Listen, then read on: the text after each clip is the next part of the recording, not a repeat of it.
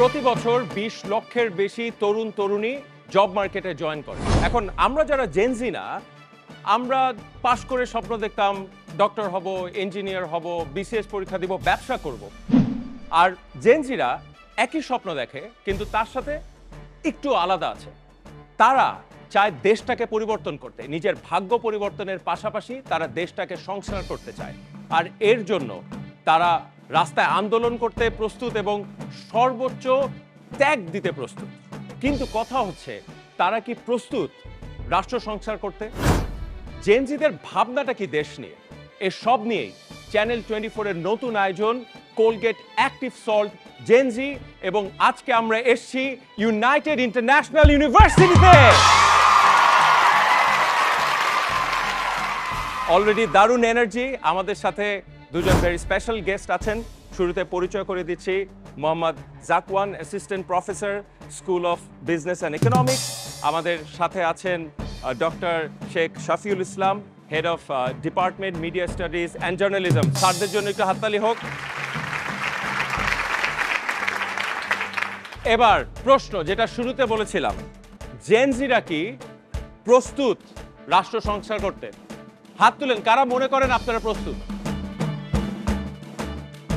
মোটামুটি সবাই মনে করেন। একটু শুনতে চাই, কেন মনে হয় আপনারা প্রস্তুত, কি কারণে আলাদা শুনি। আমরা মনে করি আমরা প্রস্তুত, কারণ আমরাই এই দেশের একমাত্র ছাত্ররাই সর্বপ্রথম সংস্কারের জন্য এবং পরিবর্তনের জন্য এগিয়ে এসেছিলাম।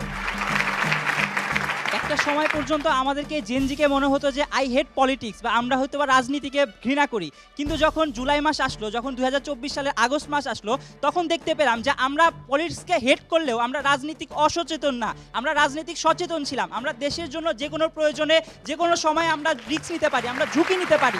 That's why we think that আমরা এই জেনজি জেনারেশন দেশের যে কোনো প্রয়োজনে, যে কোনো দরকারে আমরা ঝাঁপিয়ে পড়তে প্রস্তুত, এবং দেশের সংস্কারের প্রয়োজনেও আমরা নিজেদেরকে বিলিয়ে দিতে যে কোনো মুহূর্তে প্রস্তুত। আচ্ছা, একটা কথা বলেছে যে জেনজিদের নিয়ে ভাবা হতো যে জেনজিরা বলে আই হেট পলিটিক্স। কারা কারা আসলে পলিটিক্স হেট করে? সংখ্যায় কম। বাকিরা কারা পলিটিক্স ভালোবাসেন? কেন শুনি একটু। অন্যরা নতুন, সামনে সামনে মাইক্রোফোনটা দিবেন। আমরা যদি এখন বর্তমানে পলিটিক্সের দিকে এগিয়ে না যাই, তাহলে ভবিষ্যৎ প্রজন্ম দেখা যাবে যে নতুন কোনো দল পাবে না, বা নতুন কোনো রাজনৈতিক মানুষ তৈরি হবে না। আমরা যদি এগিয়ে যাই, তাহলেই ভবিষ্যতে আমরা আমাদের যেই পূর্বের যে দলগুলো ছিল, যেমন আওয়ামী লীগ বা বিএনপি, এর বাইরেও আমরা নতুন কোনো দল পেতে পারি। এজন্য আমি মনে করি যে আমাদের পলিটিক্সের দিকে ইন্টারেস্টেড হওয়া উচিত। আর কেউ দিক থেকে একটু শুনি, মাইক্রোফোনটা নেবেন। প্রথমত আমি বলি যে আমাদের পলিটিক্স, যদি আমি আমাদের প্রিভিয়াস ইয়ারগুলোতে দেখি, পলিটিক্সে খুব ভালো কিছু একটা নেই। কিন্তু এর মানে এইটা না যে হচ্ছে আমরা পলিটিক্সে যাবো না বা পলিটিক্সে চর্চা করব না। আমরা পলিটিক্স চর্চা করব, কিন্তু হচ্ছে এই প্রতিহিংসামূলক যে পলিটিক্স, এটা হচ্ছে আমরা ঘৃণা করি। আমরা এই পলিটিক্সটা চাই না। আমাদের ভিতর যদি হচ্ছে চর্চাটা থাকে, যে রাজনৈতিক চর্চাটা, তাহলে হয়তো ভাই যে আপু যে এটা বললেন যে হচ্ছে আমাদের পরবর্তী প্রজন্ম যেটা শিখতে পারবে না। এখানে কিন্তু আমার রাজনৈতিক চর্চাটার যদি স্বাভাবিক থাকে, তাহলে কিন্তু আমার পরবর্তী যে প্রজন্মটা আসবে, তাদের ভিতর কিন্তু সচেতনতা থাকবে রাজনৈতিক নিয়ে। সো আমার মনে হয় এটাই। Very well said. স্যার, একটু আপনার কাছ থেকে শুনতে চাই, যে বলছে যে পলিটিক্সকে ঘৃণা করে না, কিন্তু প্রতিহিংসার যে রাজনীতি আমাদের দেশে কালচারটা আছে, সেটাকে সে ডিসকার্ড করছে।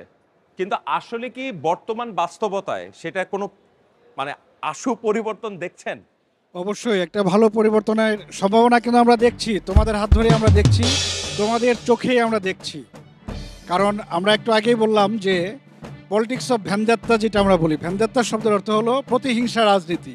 প্রতিহিংসা রাজনীতি আমাদের সংস্কৃতির মজ্জায় মজ্জায় ঢুকে গেছে, এবং এই ধারা থেকেই বেরিয়ে আসা সম্ভব তোমাদের হাত ধরে।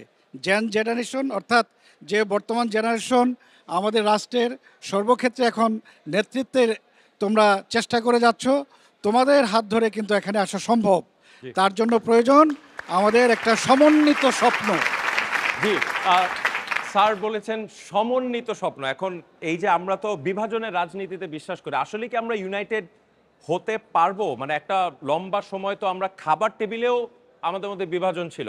মানে হয় না, বাসায় রাজনীতি আলোচনা যখন হয়, সবাই তো এক পক্ষে থাকে না, এখনো তো ভাগটা আছে। তো আসলে এই ইউনিটিটা কিভাবে আসবে? ধন্যবাদ সাবির ভাই। আপনি এমন জায়গায় প্রশ্ন করেছেন যে জায়গাটার নাম ইউনাইটেড ইন্টারন্যাশনাল ইউনিভার্সিটি। সো প্রশ্নটা আমি ওইভাবেই উত্তর দিব যে আমরা সব সময় অপটিমিস্টিক, আমরা আশা করি আমরা ইউনাইটেড থাকব এবং আমাদের ছাত্রদের রাজনীতি বিষয়টাকে আমরা গত কয়েক বছরে খুব কলুষিত করে ফেলেছি। রাজনীতি খারাপ কিছু না, রাজনীতিকে আমরা যেই ফ্রেমওয়ার্কে দেখে আসছি, রাজনীতি কিন্তু আসলে সেই ফ্রেমওয়ার্কটা আমরা স্ট্যান্ডার্ড মনে করি না। কারণ ছাত্রদের সবার ফ্রিডম আছে, ওরা নিজের মতো করে নিজের দেশ গড়বে। দেশ গড়ার জন্য যতটুকু রাজনৈতিক সচেতনতা, সেটা অবশ্যই তারা ছাত্র জীবনে পড়াশোনার পাশাপাশি চর্চা করবে এবং পরবর্তীতে কোনো পলিটিক্যাল পার্টির লেন্স থেকে না, তারা নিজস্ব মতামত রাখার মতো রাজনীতি করবে, সেটা আমরা আশা করি। স্যার, আমি অনেকে হাত তুলেছেন পলিটিক্স করতে চান, কোন ছাত্র রাজনীতি করতে চান? নতুন যে কথা বলেন একটু দেখি, শুনি, কোন ছাত্র রাজনীতি করতে চান? কারেন্ট যেগুলো আছে সেটা, নাকি আপনার নিজের কোনো রাজনৈতিক দর্শন? প্রথম কথা হলো আমাদের একদম গোড়াপত্তন মানে একদম শুরুর থেকে টিল নাও সবসময় একটা লেজুর ভিত্তি কাজ করে গেছে। তো সব থেকে বড় কথা হলো যে আপনি কোনো কিছুরে যদি আপনি কারোর সামনে তুলতে চান, আপনাকে আসলে মনে হবে প্রথম দিক থেকে হয়তো ওকে ওকে ঠিক আছে সবাই বাহবা দিবে, কিন্তু আসলে একটা নির্দিষ্ট পর্যায়ে যে ওইটা আর সাস্টেইন করে না। তো আমরা কেন সাস্টেইন করতে পারতেছি না, সব থেকে বড় কথা হলো আমাদের সকল এলাকায়, মানে আমাদের জেলা ভিত্তিক বা থানা ভিত্তিক সব জায়গাতেই একটা আমাদের সেই সো কল্ড বড় বড় রাঘব বোয়াল জাতীয় যে রাজনীতি করে আসছে, তারা আসলে কোনোভাবেই চায় না যে নতুন কেউ আসুক। আমি এই যে সরকার পতনের আন্দোলনের পরে আমি আমার এলাকায় ছিলাম, সেখানে দেখছি ওই ঘুরে ফিরে ওই একটা জিনিসই দেখছি যে আপনারা পরিবর্তন করেন, আপনারা পরিবর্তন করেন। আমরা পরিবর্তন করতে, হ্যাঁ ওকে, কিন্তু আমার সিকিউরিটি কে দিবে? আপনি? ওকে, মানে সিকিউরিটি আমার কাজ না, কিন্তু উনি যেটা বলেছেন যে এই যে নিরাপত্তাহীনতা, আমি শুনতে চাই আপনার থেকে, এই নিরাপত্তাহীনতার কারণেই কি আপনারা রাজনীতিতে জয়েন করতে চান না? ভয়টা কোথায় বা বাধাটা কোথায়? এখানে স্যার একটা কথা বলছে যে ছাত্র রাজনীতি আর হচ্ছে রাজনৈতিক সচেতনতা, এই দুইটা কিন্তু আলাদা বিষয়। ঠিক আছে, আমি একজন সিএসসি স্টুডেন্ট হয়ে কিভাবে রাজনীতি করব? আমি রাজনৈতিকভাবে সচেতন হতে পারি, বাট রাজনীতি করাটা এটা আসলে ছাত্র জীবন থেকে চর্চা করা যায়, বাট এখন রাজনীতি করা আমার মানে আমার পার্সপেক্টিভে এটা হচ্ছে আপনার যুক্তিযুক্ত না। ওর সাথে একমত কে কে? মানে বাকিরা মনে করেন ছাত্ররা রাজনীতি করতে পারে পারে পারে কিভাবে? আমি শুনি আপনার থেকে, মানে কিভাবে হবে? সমস্যা হচ্ছে যে ছাত্র রাজনীতি সবাই করতে পারে, কিন্তু হচ্ছে কি এটা আপনি লেজুর ভিত্তিক করবেন না। আর যখন আপনি ছাত্রের রাজনীতিটা করবেন, তখন আপনার ওই একটা পিরিয়ড টাইম আপনি এডুকেশনালটা অফ রাখবেন। তখন আমরা যেমন অক্সফোর্ড এখানে দেখি যে ওরা যখন ছাত্র রাজনীতিটা করে, ওই একটা ইয়ার অফ টাইম তারা স্টুডেন্টের বন্ডিং হয়ে টিচারদের সাথে অথবা এই ইউনিভার্সিটি অথরিটির সাথে কাজ করে। ওরা তখন আর কি ওইভাবেই রাজনীতিটা শেখে, এইভাবে রাজনীতিটা শেখা উচিত। কিন্তু ছাত্র অবস্থায় যে একদমই রাজনীতি শেখা যাবে না, তাহলে তো রাজনীতি হবেই না। আপনি 4 বছর গ্র্যাজুয়েশন করবেন, আপনার 20 বছর 24 বছর পরে আপনি তখন যদি রাজনীতি ঢুকতে তখন আপনার মন মানসিকতা তখন তৈরি হবে না। স্যার, খুব জরুরি যে ছাত্র অবস্থায় রাজনীতির সাথে যুক্ত থাকে। আমি রাজনৈতিক সচেতনতার ব্যাপারটা আমি বুঝতে পারছি, কিন্তু সম্পৃক্ততার যে ব্যাপারটা, অবশ্যই আমাদের শিক্ষার্থীদের অবশ্যই রাজনৈতিকভাবে সচেতন হওয়া প্রয়োজন। কারণ হচ্ছে শুধু পড়াশোনা করলেই হবে না, পড়াশোনার পাশাপাশি নিজেকে সুনাগরিক হিসেবে গড়ে তোলা এবং এই দেশকে, রাষ্ট্রকে সঠিকভাবে পথ দেখানো এবং নেতৃত্ব দেওয়ার জন্য তাদের অবশ্যই কিন্তু রাজনৈতিকভাবে সচেতন হতে হবে এবং রাজনীতিতে অংশগ্রহণ করতে হবে। তবে হ্যাঁ, কোনো দলের নিজস্ব এজেন্ডা বাস্তবায়নের জন্য না। এই শিক্ষার্থীরা রাজনীতি করবে শিক্ষার্থীদের ওয়েলফেয়ারের জন্য, গ্রেটার ওয়েলফেয়ারের জন্য, মানুষের জন্য, জনগণের জন্য। একটু স্যারের কাছে শুনি। স্যার, ওরা বলছে ওরা প্রস্তুত, সবাই আপনার ছাত্র, তারপরে যদি অনেস্টলি জানতে চাই, আসলে আমরা দেখছি তরুণরা এখন দেশ চালাচ্ছে, আসলে কি জেনজি প্রস্তুত রাষ্ট্র সংস্কার? না, অবশ্যই সাবির ভাই, একটা কথা বলি, প্রস্তুত কি না তার উত্তর অলরেডি দিয়ে গেছে। আমি আজকে শ্রদ্ধা ভরে স্মরণ করতে চাই আমাদের এক ছাত্র শহীদ ইরফান। ও কিন্তু ওর জীবন শহীদ করেছে দেশের সংস্কারের জন্য। তো যদি প্রস্তুত না হতো, he was a bit confused about the decision that he has taken. না, জীবন দিয়ে দেওয়া তো সহজ কথা না। ঠিক একই সাথে আমার অনেক ছাত্র, ইউআইউর কথা যদি বলি, অনেক ছাত্র তারা জেল খেটেছে, তারা ব্যথা পেয়েছে, আহত হয়েছে। তো তারা যদি প্রস্তুত না হতো তাহলে কিন্তু এত কন্ট্রিবিউশন তাদের দ্বারা পসিবল হতো না। আপনি যতই প্রেশার দেন, Gen Z is that generation, যে জেনারেশনকে আপনি কিন্তু প্রেশার দিয়ে কোনো কাজ করাতে পারবেন না। ফ্রম আ ফ্যাকাল্টি পার্সপেক্টিভ আমি যদি বলি, হ্যাঁ, আমি জেনারেশন ওয়াইকেও পড়িয়েছি, এখন জুমার যেটাকে আমরা জেন জি বলি, হ্যাঁ, তাদেরও পড়াচ্ছি। একটা বিশাল পার্থক্য সাবির ভাই। দেখছেন যে আসলে অবশ্যই এটা ভিজিবল। আপনি বললেন না ওদেরকে টিকটক জেনারেশন বলেন, এটা আমাদের অপারগতা, আমরা ওদেরকে চিনতে পারি না। এবার একটু টপিকটা চেঞ্জ করতে চাই। বারবার আমরা বলছি যে এই আন্দোলনটা বৈষম্যের বিপক্ষে ছিল, বলার সাথে সাথে একজন হাত তুলেছেন, শুনি। মনে হচ্ছে প্রস্তুতি নিয়ে এসছেন। আসিফ নজরুল স্যারের একটি কথাতে আমরা প্রাইভেট ইউনিভার্সিটি, বিশেষ করে প্রাইভেট ইউনিভার্সিটির শিক্ষার্থীরা একটু মানে মন খারাপই হয়ে যায়। কারণ আসিফ নজরুল স্যার প্রথম সংবাদ সম্মেলনেই সে উল্লেখ করেছেন যে সে পাবলিক ভার্সিটির ডেভেলপমেন্টের জন্য কাজ করবেন। মানে মানে সব টক শোতে শুধু পাবলিক ইউনিভার্সিটি ইভেন সমন্বয়কদের যখন মেইন দায়িত্ব ছিল যে দেশের সকল স্তরের বৈষম্য দূর করা নিয়ে কাজ করে এবং সবার সাথে কাজ করার জন্য, সেই সময়টা তারা ব্যয় করেছেন নিজেদের দল গঠন এবং মানে প্রচারের কাজে। কিন্তু তাদের মূল ফোকাস দেওয়া উচিত ছিল আমাদের প্রাইভেট ইউনিভার্সিটিতে আমরা যে বৈষম্যগুলোর শিকার হচ্ছি সরকার দ্বারা, বিগত সরকারের রেজিমিতে বা নতুন সরকারের অন্তর্বর্তী সরকারেরও যে আমাদের বৈষম্যগুলো ফেস করতে হচ্ছে, এটা নিয়ে তাদের কাজ করা উচিত ছিল। আচ্ছা, যে কথাটা উনি বলেছেন যে প্রাইভেট ইউনিভার্সিটি এবং পাবলিক ইউনিভার্সিটির যে বৈষম্য, ওনার সাথে একমত আপনারা? একটু নতুন, অনেকগুলো হাত, সবাই একমত। একটু নতুন কারো কাছ থেকে শুনতে চাই যারা কথা বলেননি, যে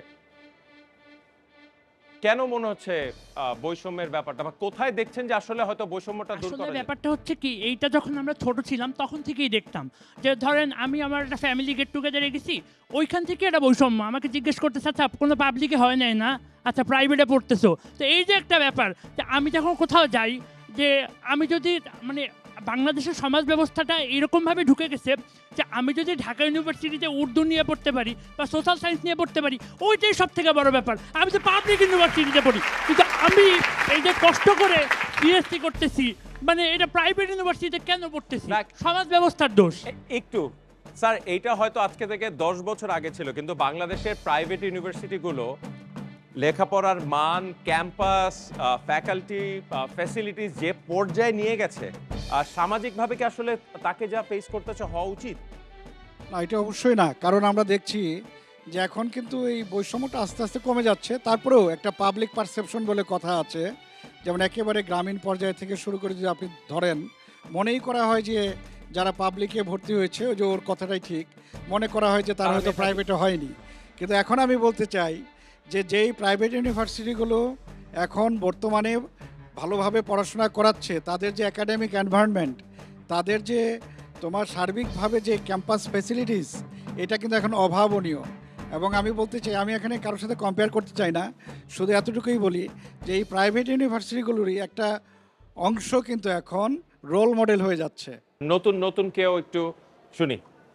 আমাদের পার্সপেক্টিভটা দেখা গেছে যে আমাদের যে প্রাইভেট ইউনিভার্সিটির ইতিহাসটা সেটা খুবই নতুন, তুলনামূলক। যেখানে হচ্ছে আমরা ঢাকা বিশ্ববিদ্যালয় যদি আমরা চিন্তা করি, সেখানে হচ্ছে 100 বছরের ইতিহাস। সো দেখা যাচ্ছে যে আমরা যখন যে একটা পরীক্ষার মাধ্যমে টিকি বা হচ্ছে একটা যখন সরাসরি আমরা ভর্তি হই, যদি হচ্ছে প্রাইভেট ভার্সিটিতে আমাদের ভর্তি হয়, কিন্তু একটা প্যারেন্টস যে থাকে, হ্যাঁ আগে হচ্ছে তুমি পাবলিক ভার্সিটিতে তুমি পরীক্ষা দাও, তারপর হচ্ছে তুমি প্রাইভেটে যদি না পারো। এই যে যদি না পারোর একটা যে কোয়েশ্চেন, এইখানেই হচ্ছে যে পাবলিক আর প্রাইভেটের হচ্ছে একটা ডিসটেন্স ক্রিয়েট করে ফেলে। এখন এই যদি না পারোটা একটু পিছিয়ে আসবো আপনার কাছে। যদি আপনি মাইক্রোফোনটা, যদি না পারো, এটা কে পাল্টাবে? এটা আমাদের ফ্যামিলি থেকে, তো অবশ্যই ফ্যামিলিকে বোঝাতে হবে ওভাবে। ফ্যামিলিকে যদি না বোঝাতে পারি, তাহলে আসলে একটা ফ্যামিলির সাপোর্টেরও দরকার আছে। আমি কি করব, আমি রাষ্ট্র যদি সংস্কার করতে যাই, ফ্যামিলিকে যদি না বোঝাতে পারি, ফ্যামিলি থেকে যদি সংস্কার না পাই, তাহলে অবশ্যই আমার একা এগিয়ে যাওয়া পসিবল হবে না।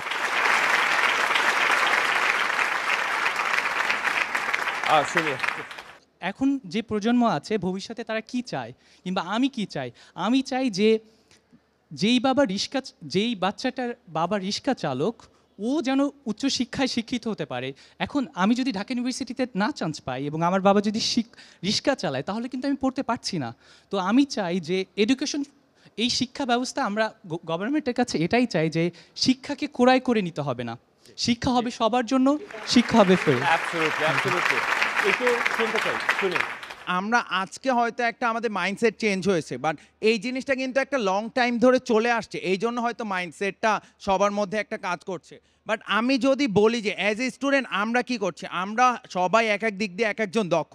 সো এইখানে আমরা আমাদের স্কিলগুলো দেন হচ্ছে কারেজ শো করার অনেক জায়গা আছে, বাট এইটা তৈরি করার আগে আমার তাকাতে হবে পলিসি মেকারদের দিকে, কারণ তারা চেয়ারগুলোতে বসে আছে। তারা যদি স্টেপ বাই স্টেপ আমাদের জন্য এই জিনিসগুলো করে দেয়, তাহলে আমার রাস্তায় নেমে আজকে আন্দোলন করতে হবে না কোনো কিছুর জন্য। রেদার দেন আমি এখানে বসে আমার কম্পিউটার স্কিল শো করে দেশকে এগিয়ে নিয়ে যেতে পারবো। যে অন্য সাবজেক্টে পড়ছে বা অন্য দিকে সে দক্ষ, সে সেই জিনিসটা দিয়ে দেশকে এগিয়ে নিয়ে যেতে পারবে। সেটা সেম গোস ফর পলিটিক্স, যে পলিটিক্স মাইন্ড সে পলিটিক্স দিয়ে এগিয়ে নিয়ে যেতে পারবে। আমি একটু অ্যাড করি যে অবশ্যই যে এর পরের অংশটা তো জব মার্কেট। জব মার্কেটে আসলেই কি সার্টিফিকেট দেখে কি জব পাচ্ছে ছেলেপেলেরা, নাকি তাদের স্কিলের উপর বেস করে? ধন্যবাদ। আমার মনে হয় এখন ওরা যে কথাটা বলেছে, যে বিভাজনের কথা আপনি বলছেন, ইট হ্যাজ গন অ্যাওয়ে। হ্যাঁ, আমি মনে করি, আমি প্র্যাকটিক্যালি আমি human resource management and entrepreneurship specialised. আমার এই ইন্ডাস্ট্রির সাথে মোটামুটি যোগাযোগ আছে। তো হিউম্যান রিসোর্স ডিপার্টমেন্টেই তো বেসিক্যালি রিক্রুটমেন্টের সাথে জড়িত। তো এখন দেখা যাচ্ছে যে নট অনলি পাবলিক ইউনিভার্সিটি, আমার প্রাইভেটের ছাত্রছাত্রীরাও কিন্তু একটা বড় অংশে, স্পেশালি আমি যদি আপনাকে সেক্টর স্পেসিফাই করি, মাল্টিন্যাশনাল কর্পোরেশনগুলোতে আপনি যদি খেয়াল করে দেখেন, the private university graduates R dominating undoubtedly. So situation has been changed এবং আরও চেঞ্জ হবে। আপনি যদি রিসেন্ট যে আমাদের প্রোটেস্ট ছিল সেটাও যদি দেখেন, আমার প্রাইভেট ইউনিভার্সিটির ছেলেমেয়ের যে একটা পিভোটাল রোল তারা প্লে করেছে, দ্যাট ওয়াজ আনডাউটেডলি রেভলিউশনারি। আচ্ছা, একটা এই আলোচনাটা শেষ করব, তার আগে জানতে চাচ্ছি যে এই আন্দোলনের পরেই কি এই বিভাজনটা বেশি চোখে পড়ছে নাকি? আপনাদের কি মনে হচ্ছে যে সরকারে আমরা যাদেরকেই দেখছি বা যাদের চেহারা আমরা পত্রপত্রিকায় টিভিতে দেখছি, তারা পার্টিকুলারলি একটা বিশ্ববিদ্যালয়ের বলে? শুনি একটু। আচ্ছা, প্রথমত যদি আমি একটু প্রিসাইজলি বলতে যাই যে আসলে প্রাইভেট অ্যান্ড পাবলিকের যেই ডিফারেন্সটা তৈরি হচ্ছে, এটা আসলে কেন হচ্ছে? এটা মেনলি তৈরি হচ্ছে আমরা পাবলিক এন্ট্রান্স এক্সাম দিয়ে এরপরে আমরা নিজেদেরকে প্রুভ করতেছি, দেন আমরা পাবলিক ইউনিভার্সিটিতে ঢুকতে পারতেছি। সো যেখানে আমি একটা কম্পিটিশন করে এরপরে যখন আমি আমার একটা সিট গ্র্যাব করতেছি, অন দ্যাট টাইম আমার মধ্যে আসলে ওই জিনিসটা এমন একটা মেন্টালিটি ডেভেলপ হয়ে যাচ্ছে যে আসলে I am something, I am better than something. আর প্রাইভেট ইউনিভার্সিটি যারা আছে এদের চেয়ে আমি সামথিং বেটার, আর কোনো জায়গাটাতে আমি আমাকে নিজেকে প্রুভ করছি। এই জন্য আসলে মেনলি তাদের ভিতরে একটা জিনিস তৈরি হয়ে যাচ্ছে। অ্যাট দ্য সেম টাইম এই জিনিসটা কিন্তু আমাদের একটা চেইন ধরে চলে আসছে। লাইক আমাদের আগের জেনারেশনও সেম রকমভাবেই ব্যাপারটাকে ক্যালকুলেট করছে যে if you can prove yourself by sitting on a competitive exam, তো তখন আসলে প্রুভ করে যে আসলে হ্যাঁ ইউ আর সামথিং, তোমার মেধা অনেক ভালো, আর you can do better in your future. So এই জায়গাটাতে আসলে আমরা আসলে পাবলিককে অ্যান্ড প্রাইভেটকে এই দুইটাকে ফিল্টার আউট করে দিচ্ছি। একটা ভালো পয়েন্ট বলেছেন। ওয়ার্ক ফোর্সের 15 থেকে 24 বছর যাদের বয়স, তাদের মধ্যে প্রায় 40% কোনো স্কিল ডেভেলপ করে না, এবং মেয়েদের ক্ষেত্রে সংখ্যাটা 3 গুণ ছেলেদের তুলনায়। তা আমি একটু মেয়েদের কাছ থেকে শুনতে চাই, নতুন বাংলাদেশে মেয়েদের ভূমিকাটা কি হবে? এখন আমি স্কিলটা ডেভেলপ করার আগ্রহটা আরও কখন পাবো? যখন এটা আমি প্রুফ করার কোনো একটা প্ল্যাটফর্ম পাবো যে আমি এটা শিখছি, আমার ইউনিভার্সিটি লেভেলে আমি এটাকে কাজে লাগাতে পারবো, এটা আমার জন্য একটা ইনকাম সোর্সও হবে, প্লাস আমার স্কিলটাও ডেভেলপ হবে। তখন আমার চাকরি ক্ষেত্রে যে আমি গ্র্যাজুয়েশন শেষ করব, তারপর 1-2 বছর ধরে প্রিপারেশন নেব, ইন্টারভিউ দিব, এই প্রসেসটার মধ্যে দিয়ে যেতে হবে না। আমি যদি ইউনিভার্সিটি লেভেল থেকে আমার স্কিলকে কোথাও প্রুফ করার প্ল্যাটফর্ম পেয়ে যাই ভালো, তখন আমাদের মধ্যে যে স্কিলটা ডেভেলপ করার প্রবণতাটা ওইটা আরও বেশি বাড়বে। কজ যে হ্যাঁ আমি এটা শিখলে হয়তো আমি এখানে নিজেকে প্রুফ করতে পারবো। তো সেই প্ল্যাটফর্মটা তৈরি করার আগে দেখা যাবে এই যে স্কিল ডেভেলপমেন্ট, এটা বললে আমার ফ্যাকাল্টিও যখন ক্লাসে বলে যে স্কিল ডেভেলপমেন্ট, শুনতে ভালো লাগে, বাসায় যেয়ে আর ভালো লাগে না। একটু থামাই স্যার, আপনি থাকেন। ফ্যাকাল্টি যখন বলে স্কিল ডেভেলপমেন্ট, শুনতে ভালো লাগে, বাসায় যে ভালো লাগে না, আসলে তার কথায় তো যুক্তি আছে। সে কোথায় স্কিলটাকে আসলে হোন করবে, কোথায় নিজেকে নার্চার করবে? Very good. এটা এই সময়কার কিন্তু খুবই আলোচিত বিষয় যে স্কিলস ডেভেলপমেন্ট। আমরা জানি আমরা বিশ্ববিদ্যালয়ে তো একটা ইউনিভার্সাল এডুকেশনে আমরা অভ্যস্ত। এখানে 4 বছর 5 বছর যার যে কোর্সে যে পড়ে, এই পড়াশোনাটা করার পরে আমরা দেখি যে আসলে তার স্পেসিফিক কোনো স্কিলস ডেভেলপ করেছে কিনা। তো আমরা এখন এই সময়ে কয়েকটি স্কিলসের কথা বলছি। একটি হলো প্রথমেই যে বিষয়েই পড়াশোনা করুক, মিডিয়া স্টাডিজ জার্নালিজম পড়ুক, বিজনেস স্টাডিজ পড়ুক, কম্পিউটার সায়েন্স, কোনো অসুবিধা নাই, তাকে ল্যাঙ্গুয়েজ স্কিলটা ভালো থাকতে হবে। অর্থাৎ বাংলা ভাষা এবং একটি আন্তর্জাতিক ভাষা, বিশেষ করে ইংরেজি ভাষা, দুটো ভাষায় ভালো দক্ষতা থাকতে হবে, বলা লেখা শোনায়। দ্বিতীয়ত তার একটা ভালো সাবজেক্ট নলেজ থাকতে হবে অবশ্যই, সেটা আমরা জানি অনেকেরই থাকে। আরেকটি হলো এই যে নলেজ যে অর্জন হয়েছে সেটাকে প্রেজেন্ট করার মতো ভালো প্রেজেন্টেশন স্কিল থাকতে হবে। এই প্রেজেন্টেশন স্কিলসের সাথে আমরা অনেকটা সফট স্কিলসের কথা বলি, যে সফট স্কিলসটা থাকলে তার হার্ড স্কিলস যেগুলো অর্জন হয় সেগুলোকে চমৎকারভাবে সে প্রেজেন্ট করতে পারে, রিপ্রেজেন্ট করতে পারে। তাহলে মোটামুটি আমরা এই 3 ধরনের স্কিলের কথা বলি। আর এছাড়াও যারা আরও স্পেশালাইজড দিকে যেতে চায় তারা কিন্তু সেরকম ছোট ছোট কোর্সগুলো করে নিতে পারে, স্কিলস বেসড কোর্স করতে পারে। যেমন মিডিয়া স্টাডিজ অ্যান্ড জার্নালিজমে আমরা এখানে প্রায় 40টির উপরে কোর্স পড়াই। কেউ যদি মনে করে যে না সে শুধু অ্যানিমেশনে ভালো দক্ষতা অর্জন করবে, তাহলে পরবর্তীতে তাকে একটা অ্যানিমেশনে ভালো একটা কোর্স করতে পারে। কেউ যদি মনে করেন আমি ভিডিও প্রোডাকশনেই কাজ করব বা আমি ফিল্ম প্রোডাকশনে যাব, তখন তাহলে সেই বিষয়ে তার আর একটু স্পেশালাইজড স্কিলের আমরা আশা করি। দেখছেন কোলগেট অ্যাক্টিভ সল্ট জেনজি। আমরা আজকে আছি ইউনাইটেড ইন্টারন্যাশনাল ইউনিভার্সিটিতে, ফিরবো কিছুক্ষণের মধ্যে।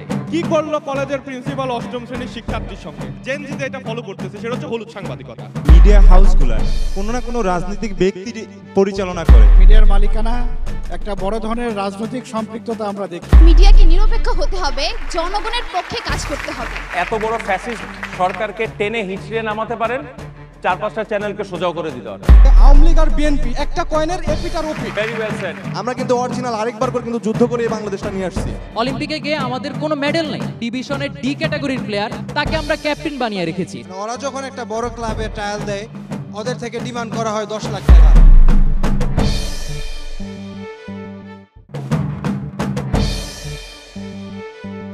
ওয়েলকাম ব্যাক, দেখছেন কোলগেট অ্যাক্টিভ সল্ট জেনজি। আজকে আমরা আছি ইউনাইটেড ইন্টারন্যাশনাল ইউনিভার্সিটি। আচ্ছা, এখানে মিডিয়া অ্যান্ড জার্নালিজমের ছাত্র অনেকেই আছেন, ছাত্রছাত্রী আছেন। আপনাদের থেকে শুনতে চাই, আমরা জানি বারবার শুনছি যে গত 15 বছর আমরা কেউই কথা বলতে পারিনি। এখন সময় এসেছে সবকিছু সংস্কার করার। মিডিয়ার কি কি সংস্কার আপনারা দেখতে চান, যেই মিডিয়া হয়তো আপনারা সামনে একদিন কাজ করবেন? মিডিয়াতে দেখা যায় যে মিডিয়ার প্রত্যেকটা মিডিয়া হাউসের মধ্যে বায়াসনেস প্রচুর। এই বায়াসনেস বাদ দিয়ে মিডিয়াকে নিরপেক্ষ হতে হবে, জনগণের পক্ষে কাজ করতে হবে। দেখা গেছে যে যতবারই যেমন সরকার বদলের সময় মিডিয়া হাউসের পলিসিও কিভাবে যেন চেঞ্জ হয়ে যায়। যে সরকার আসে মিডিয়া সেই সরকারের পক্ষে কথা বলা শুরু করে। তবে মিডিয়া হাউসগুলো কিন্তু তাদের আসল যে কাজ সেটা ভুলে যায়। মিডিয়ার কাজ জনগণের পক্ষে কথা বলা, সত্যতা যাচাই করা, জবাবদিহিতা রাখা। প্রত্যেকটা মিডিয়া সেক্টরে এগুলো বলা চলে নাই একদম।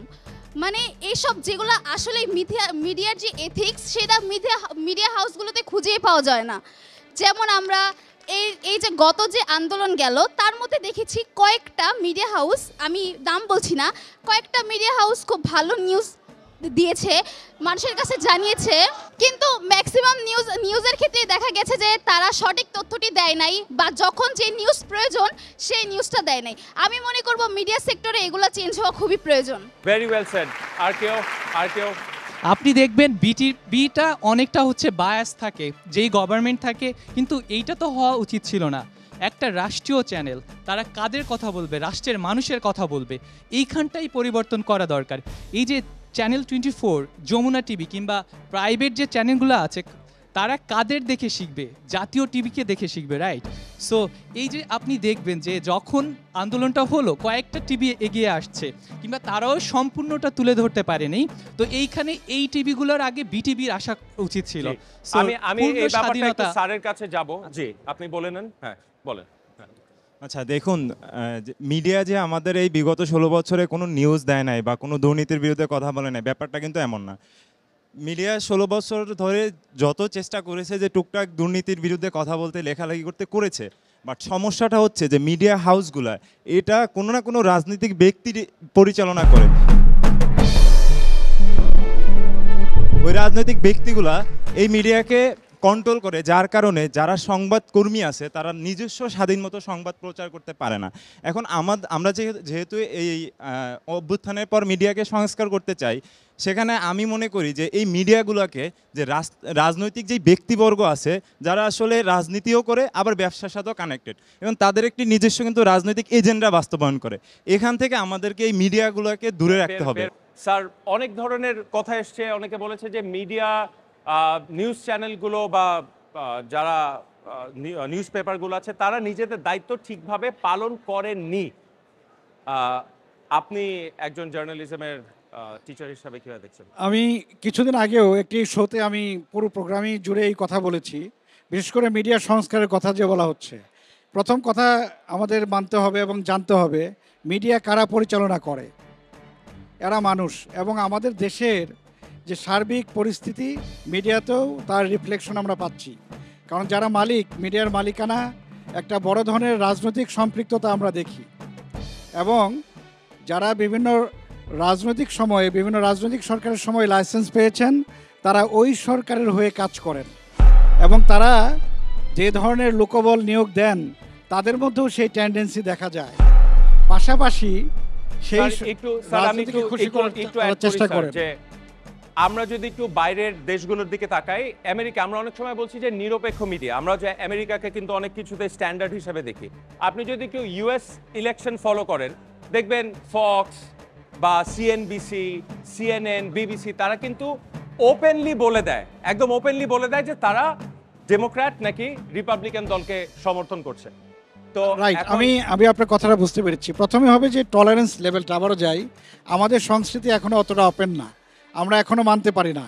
আমরা যেমন এখন আমি যদি একটু বলি যে গত সরকারের বিরুদ্ধে অনেক আন্দোলন হয়েছে, কিন্তু অনেক মিডিয়াই এখন ইচ্ছা করলেও কিছু ভালো কাজ যদি হয়ে থাকে তার কথা অনেকেই বললে সেটা গ্রহণ করা হবে না, কারণ আমাদের টলারেন্সের লেভেলটা বুঝতে হবে। এই বিষয়টি আমাদের জানতে হবে। উনি ঠিকই বলেছেন, বিশ্বব্যাপী কোথাও কোনো দেশে মিডিয়া নিরপেক্ষ নেই, তাই বলি কি আমরা নিরপেক্ষ হব না? অবশ্যই আমরা নিরপেক্ষ হওয়ার চেষ্টা করব যতটুকু হওয়া যায়। যেমন নির্বাচনের নিউজ মানেই মনে হয় যে একটা না একটা পক্ষপাতিত্ব, সেই বিষয় থেকে আমাদের বেরিয়ে আসতে হবে, সেই ধারা থেকে আমাদের বেরিয়ে আসতে হবে। আসার উপায় কি? যে পেশাদারিত্ব আমাদেরকে বজায় রাখতে হবে, স্ট্যান্ডার্ড অপারেশনাল প্রসিজার, যেটা এখানে বিজনেসের একজন সম্মানীয় শিক্ষক আছেন, ওনারা এগুলো পড়ান।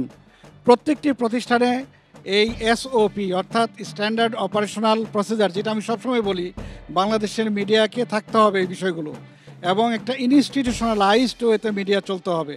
আমরা দেখছি আজকে মিডিয়ার যিনি মালিকানায় আছেন উনি না থাকলে কালকে থেকে সাংবাদিকদের বেতন বন্ধ হয়, যারা প্রোগ্রামে কাজ করেন তাদের বেতন বন্ধ হয়। এখানে মিডিয়াতে আমি আবারও বলি দুটো জিনিস খুবই দরকার, দক্ষতাও দরকার, সক্ষতাও দরকার। কারণ সক্ষতা না থাকলে আমি ভালো সংবাদ পাবো না, তবে শুধু সক্ষতাই যেন মুখ্য না হয়। জি, ভেরি ওয়েল সেড। সাবির ভাই, আমি একটু জাস্ট অ্যাড করি, যেটা আমার মনে হয় স্যার অনেক সুন্দর কথা বলেছে, জাস্ট আরেকটা কথা অ্যাড করার দরকার, সেটা হচ্ছে আপনি যেটা বললেন না সিএনএন, বিবিসি, আপনি খেয়াল করে কি কখনো দেখেছেন সিএনএন ফর এক্সাম্পল একটা পার্টিকে সাপোর্ট করে, বিবিসি আরেকটা পার্টিকে সাপোর্ট করে? ফর এক্সাম্পল সিএনএন কখনো বিবিসির অফিসে যেয়ে ভাঙচুর করছে? বিবিসি কখনো সিএনএনকে ভাঙচুর করছে? তারা নিজেরা নিজেদেরটা যেমন প্লেস করে, অপরের ওপিনিয়নকে রেসপেক্ট করে। সো এই রেসপেক্টের ব্যাপারটা কিন্তু মিডিয়া ইন্ডাস্ট্রিতে আসতে হবে। অ্যাবসলিউটলি। এবং আমার মনে হয় দুজন স্যারই যেটা বলেছেন, টলারেন্সের ব্যাপারটা, সহনশীলতা আসবো, সহনশীলতা আমাদেরকেই ডেভেলপ করতে হবে, এবং এই ধরনের ডায়লগগুলো খুব ইম্পর্টেন্ট, যেটা আসলে আমরা গত 15 বছর করতে পারিনি। ভয়ে হোক, আমি যেটা বলবো যে শারীরিকভাবে হেনস্থা হওয়ার মামলা হামলা কিছুর জন্য কিন্তু এই কথাগুলো হচ্ছে। স্যার যেটা বলছেন যে তর্ক হওয়া জরুরি। আমাদের দেশে যতগুলো মিডিয়া চ্যানেল আছে কোনো না কোনো দলের দ্বারা প্রভাবিত বা কোনো না কোনো দলের মালিকানাধীন। তাহলে ইরফান ভুঁইয়া যদি সেটাই মনে করতো আমি মরে গেলে কি হবে, তাহলে কিন্তু আমরা এই জুলাইয়ের পরে এত সুন্দর বাংলাদেশ পাইতাম না।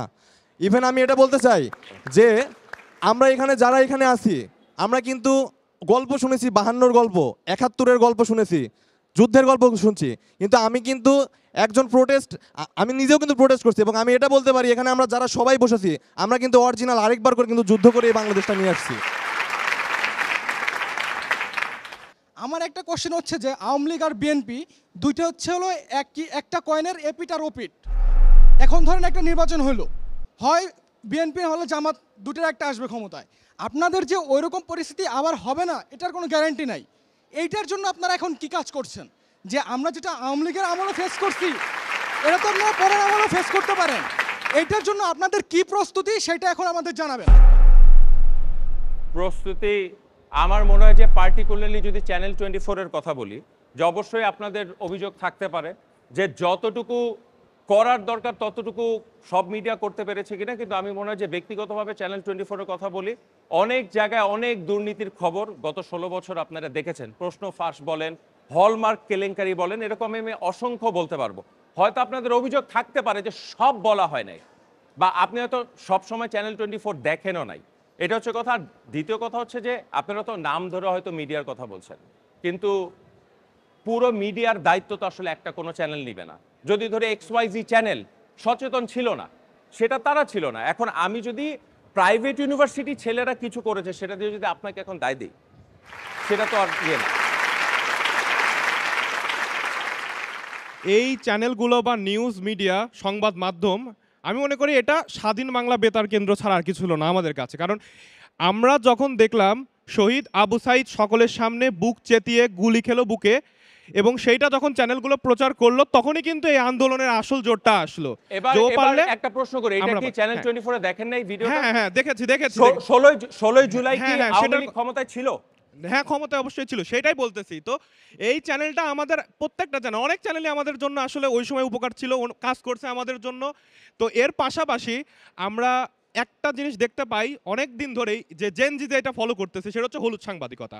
যে দেখুন কি করলো কলেজের প্রিন্সিপাল অষ্টম শ্রেণীর শিক্ষার্থীর সঙ্গে, কি করলো? ফুল দিল। কি করলো?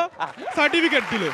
তো এই ব্যাপারগুলো নিয়ে কি কাজ করবে আগামীতে? এবং আরেকটা ব্যাপার সেটা হচ্ছে যে আমরা শুধুমাত্র শহীদ আবু সাইদ, শহীদ মুগ্ধ, শহীদ ইরফান, এমন গুটি কয়েক কিছু মানুষ যারা শহীদ হয়েছে এবং মিডিয়ার সামনে এসেছে অন দ্য স্পট, তাদেরকে নিয়ে আলোচনা করছি বা কাজ করছি। কিন্তু আমি গতকালকেও দেখলাম এখনও পর্যন্ত 1532 জন শহীদ হয়েছে এবং প্রায় 1500-এর বেশি চোখ হারিয়েছে, কেউ অঙ্গহানি হয়েছে, বা অনেক বড় ধরনের তারা লসের মধ্যে গেছে। তো তাদের জন্য চ্যানেল আসলে কি করতেছে? নাকি শুধুমাত্র চ্যানেলগুলো ট্রেন্ডের জন্য, যে যেই সকল নিউজ ধরলে ট্রেন্ডের মধ্যে থাকবে এবং যেই সকল নিউজ ধরলে ভিউ হবে সেইগুলোই ধরবে? নাকি ওই যে একটা গ্রামের, অতপাড়া গ্রামের একটা গ্রামের একটা ছেলে, একটা মানুষ, একটা কৃষক, যেমন আমার বাসা পাবনাতে, আমার পাবনাতে একজন মানুষ আশুলিয়াতে গুলি খায় এবং সে রিক্সাওয়ালা ছিল, তার এখন পা নেই, সে রিক্সা চালাতে পারতেছে না। তো তার ব্যাপারে চ্যানেলগুলো কি করতেছে? তো এই দুটো প্রশ্ন আমার কাছে রইলো, যে হলুদ সাংবাদিকতার ব্যাপারে চ্যানেলগুলো কি করবে? কারণ এই হলুদ সাংবাদিকতার জন্য আমি দেখি যে অনেক সময় বাবা আমাকে বলছে, এই দেখ দেখ দেখ কি হয়েছে, ডোনাল্ড ট্রাম্প নাকি অমুকে এটা করছে, এরকম আমাদের চ্যানেলে এখন আসে, ইউটিউবে আসে। তো এইগুলোর ব্যাপারে আগামীতে আপনারা কি স্টেপ নেবেন? এবং আপনারা যেহেতু একটি নিউজ চ্যানেল, একটা নিউজ আপনারা বের করতেছেন, তো আরেক যে চ্যানেলগুলো যেগুলো এই ফলস নিউজগুলো বের করতেছে, আপনাদের দায়িত্বটা কি তাদের প্রতি? ওকে, একটা জিনিস বলি যে ইউটিউব বা এখন তো অনেক ধরনের চ্যানেল, বসে যান, আমরা টপিক চেঞ্জ করে ফেলবো। এতটুকু আপনাদের বলি যে এরপর থেকে যদি চ্যানেল 24-এ কোনো ফেক নিউজ দেখেন, অবশ্যই আপনারা যেরকম এত বড় ফ্যাসিস্ট সরকারকে টেনে হিঁচড়ে নামাতে পারেন, 4-5টা চ্যানেলকে সোজাও করে দিতে হবে। চ্যানেল 24-কে থ্যাংক ইউ জানাইতে চাই। আমরা 2 তারিখ এখান থেকে আমাদের সেন্ট্রাল মসজিদ থেকে নতুন বাজার পর্যন্ত যখন মিছিল নিয়ে যাই, আমাদের বিভিন্ন বাধা দেওয়া হয় এবং একমাত্র চ্যানেল 24-ই আমাদের ইউআইউর কথাটা প্রচার করে, যেটার জন্য আমরা 3 তারিখ একটা ভালো আন্দোলনের সাপোর্ট পাই। That's why thank you 24।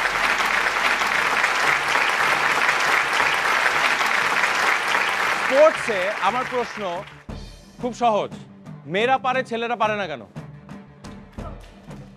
কে একটু শুনি, কে যে বলেন যে একটু পিছিয়ে।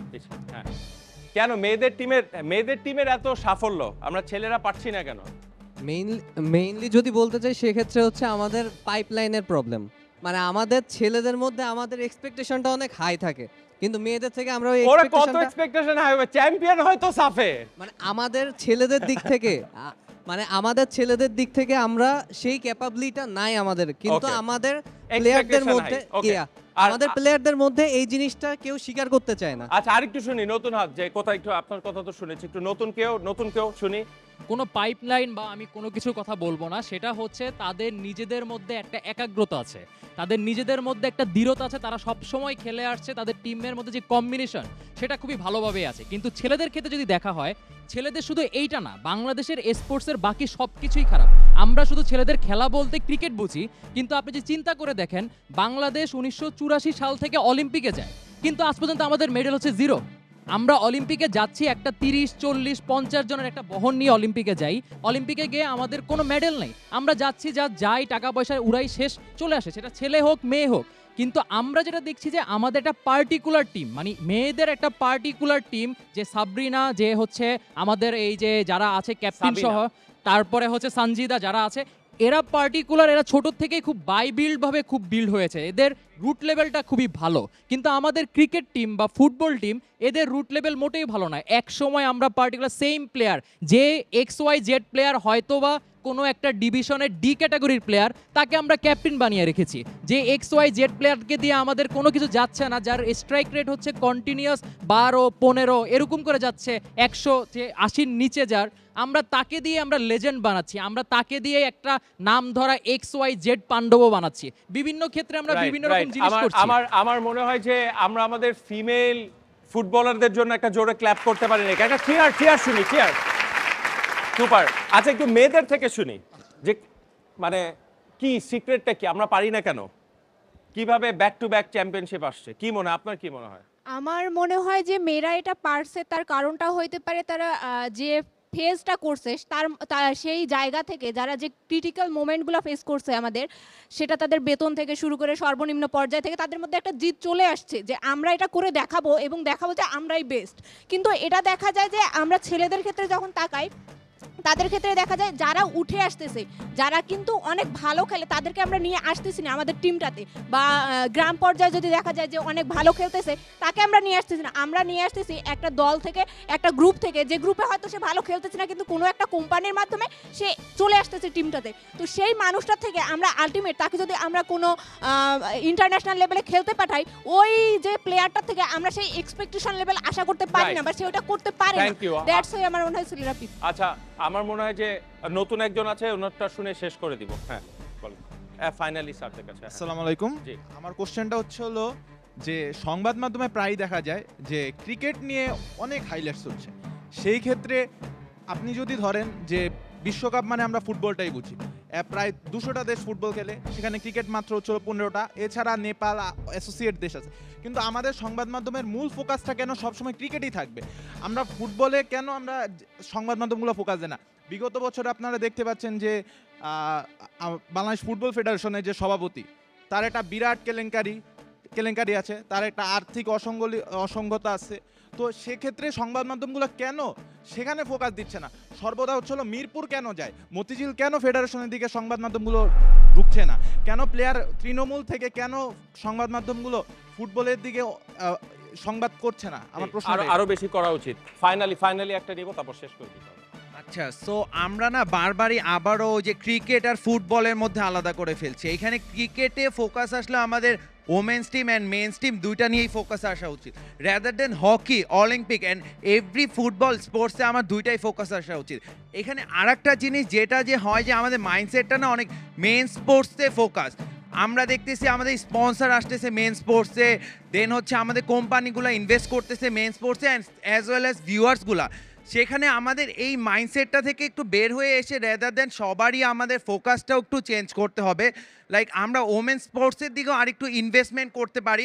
আমরা রেদার দেন জাস্ট এইটা কিন্তু পার্টিকুলারই একটা অর্গানাইজেশনের দায়িত্ব না, আমরা জাস্ট বিসিবি একা পুরা ক্রিকেটটাকে এত হাইটে নিয়ে যায় নাই বা এত এঙ্গেজমেন্টফুল করে নেই। এখানে মানুষের একটা নিজস্ব দায়িত্ববোধ বা এঙ্গেজমেন্টও ছিল, সেটা দিয়ে আমরা আর কি আমাদের নিজেদেরও সেখানে এঙ্গেজমেন্ট করতে হবে। ভাইয়া আচ্ছা, আমি যদি ওই ভাইটার সাথে একটু বলতে চাই যে এক্সপেকটেশনের যে ব্যাপারটা, আমাদের ছেলেদের ক্ষেত্রে যে এক্সপেকটেশন একটু বাড়তি থাকে মেয়েদের থেকে, আমরা যেটা এখন রাখি, তো যেহেতু আমাদের এক্সপেকটেশনটা ছেলেদের ক্ষেত্রে বেশি যাচ্ছে, সো হাইপটাও এখানে বেশি থাকবে। সো এই হাইপটাকে একটা সুবিধাবাদী দল কিন্তু কাজে লাগাইছে। যেমন আমি যদি একটা ঘটনা শেয়ার করি, আমার একটা ছোট ভাই আর আমার বন্ধু, ওরা এলাকার খুবই ভালো খেলে, মানে খুবই, মানে ওদের খেলা দেখলে শান্তি পাওয়া যায় আর কি। তো আমরা মনে করি যে ওরা ওই লেভেলে যাওয়ার জন্য ক্যাপাবল, মানে ওরা যখন একটা বড় ক্লাবে ট্রায়াল দেয়, ওদের থেকে ডিমান্ড করা হয় 10 লাখ টাকা। জি জি জি, So, অবশ্যই ওরা দিতে পারে নাই। তাই এই জন্য আমার মনে হয় যে স্পোর্টসেও দুর্নীতি ঢুকে গেছে। আমার মনে হয় যে আজকে র্যাপ আপ করতে হবে, আরও আলোচনা করতে পারলে ভালো হতো। আমরা শেষ করব, তার আগে একটু স্যারদের কাছ থেকে শুনতে চাই। স্যার, আপনাকে দিয়ে শেষ করব। ফাইনালি কিছু বলতে চান জেনজিদের উদ্দেশ্যে? না, জেনজিদের উদ্দেশ্যে আসলে বলার কিছু নাই, বাট এক্সপেকটেশন অনেক বেশি। সেটা ওই যে বরাবর আমরা যা বলি আর কি, যে স্বাধীনতা অর্জনের চেয়ে স্বাধীনতা রক্ষা করাটা অনেক কঠিন। তো আমার এক্সপেকটেশন থাকবে আপনারা আপনাদের যেই সাহস, যেই দক্ষতা দেখিয়েছেন, পুরো শুধু বাংলাদেশকে না পুরো বিশ্বকে, এই যে একটা সাহসিকতা, এটা ধরে রাখবেন। এবং পাশাপাশি সমস্যা যা আলোচনা হলো, খুব কনস্ট্রাকটিভ একটা ডিসকাশন হয়েছে ভাইয়া, বাট আমার মনে হয় সমাধানটা ওই একদিকেই যায়, সেটা হচ্ছে সিস্টেমেটিক চেঞ্জ। সিস্টেমকে যদি চেঞ্জ না করে, তাহলে আমার এক ছাত্র বলল না যে নির্বাচনের পরে আবার যে দল আসবে, আবার সেই রকমের ফেস করতে হবে আমাদের। সো এখন বর্তমানে যারা দায়িত্বে আছে তাদের জন্য সবচেয়ে বড় চ্যালেঞ্জ সেটা হচ্ছে এই জেনারেশনকে সাথে নিয়ে সিস্টেমটাকে এমনভাবে ডিজাইন করা এবং ইনস্টল করা যেন পরবর্তী ব্যক্তিগতভাবে এবং হলিস্টিক্যালি যেন পরবর্তীতে কেউ আসলে সেটাকে চেঞ্জ করতে না পারে, সেই জিনিসটা নিশ্চিত করা। ধন্যবাদ, ধন্যবাদ সবাইকে। উদ্দেশ্যে আমি আবারও বলবো, তোমাদের সাহস, শক্তি এবং ইমোশন সবগুলি অনেক বেশি। জেনজেডের যেরকম সাহস আছে, তেমনি বেশি শক্তি আছে, তেমনি তারা বেশি আবেগ তাড়িত। আমি আশা করি শক্তি এবং আবেগের একটি সমন্বয় যেন হয়, একটা যৌক্তিকভাবে তোমাদের শক্তিকে যেন কাজে লাগিয়ে সত্যিকার অর্থেই যেন আমরা দেশের এবং সমাজের উন্নতি সাধন করতে পারি। আমরা ইমোশনালি সব কাজে হাত দিব না, আবার সব জায়গায় শক্তি দেখাবো না। আমরা কোনো জায়গায় আবেগ এবং শক্তির সমন্বয় করে আমরা নিজেকে প্রশ্ন করব। আমরা যৌক্তিকভাবে সমাজের প্রত্যেকটি ক্ষেত্রে আমাদের সাধ্যমতো আমরা যেন অবদান রাখতে পারি, এই চেষ্টাটাই কিন্তু করতে হবে। এবং এটাই তোমাদের প্রতি আমাদের প্রত্যাশা, তোমাদের শক্তি এবং সাহসের একটা যৌক্তিক সমন্বয় আমরা দেখতে চাই।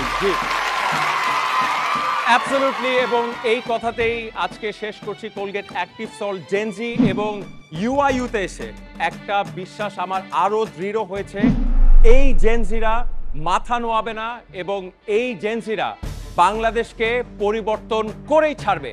সবাই ভালো থাকবেন, দেখতে থাকুন চ্যানেল 24।